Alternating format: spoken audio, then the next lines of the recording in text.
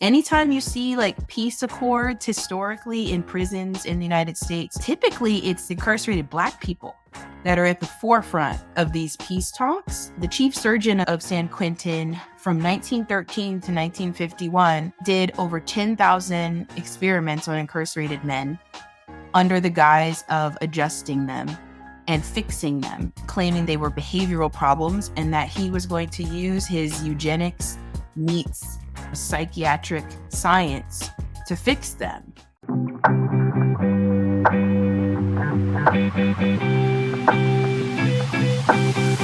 Hold on. Yes.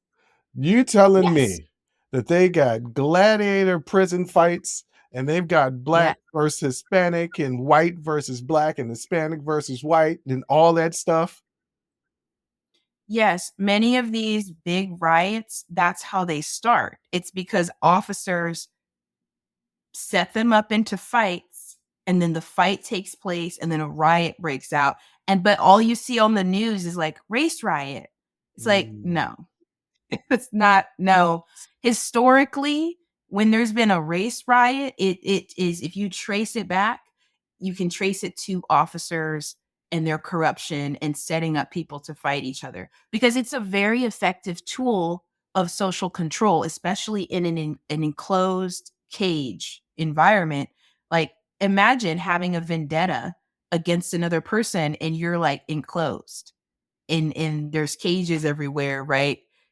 That we think about vendettas that happen in the street like this cycle is growing, it builds and builds, and officers know that because it has worked time and again.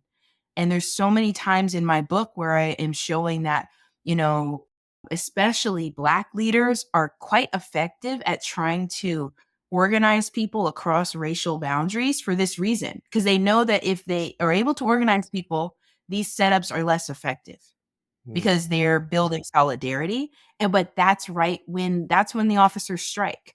Anytime you see like peace accords historically in prisons in the United States that typically it's incarcerated Black people that are at the forefront of these peace talks, officers, they use their tactic of the gladiator fights. And it's a real problem. A student of mine actually sent me today, there's a headline out. I need to read into it, but the headline she sent me is that there's allegations of gladiator fights happening at juvenile detention facilities. Mm. And it's a headline from the Washington Post, in that officers, of course, are the ones setting up the fights. And usually, at least in California, they place bets on them.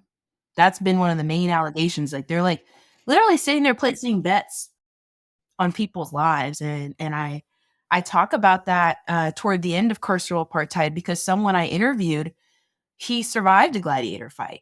He survived a setup. So it's like it is a systematic problem. It's not a one-off issue. Wow. A prison fight club being instituted by the guards. Wow. To Yep. create racial division. So in your studies, you said San Quentin was like this point of where all these organizations grew. Can you tell me what those organizations were and what racial lines it's attached to each organization? Yeah, absolutely. And I think I'll kind of start as to like why San Quentin too.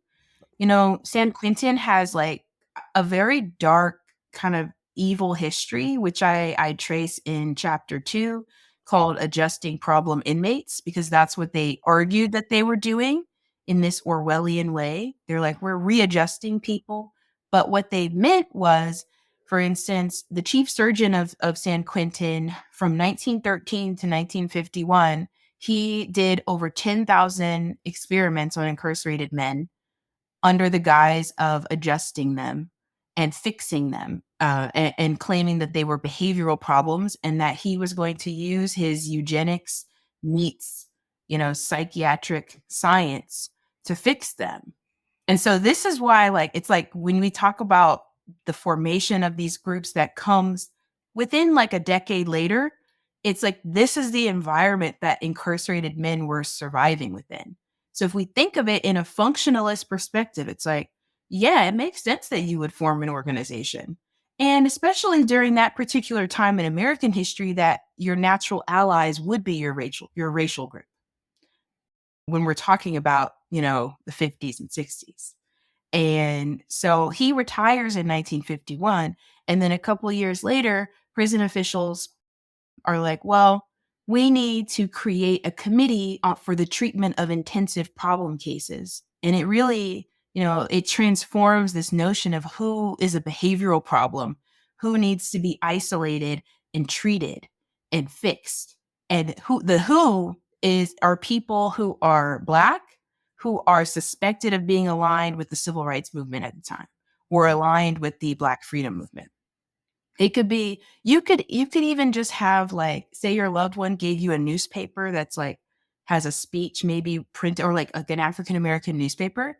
That's enough to get you sent to the adjustment center, which ends up being what they create once this basically, eugenics surgeon retires. They create adjustment centers in his place. And so as that's going on, that insanity, right, from the state is happening in the background. Incarcerated Black people are being disappeared into these adjustment centers. Join the conversation and follow the Unsolicited Perspectives podcast on Apple, Spotify, or wherever you get your audio podcasts.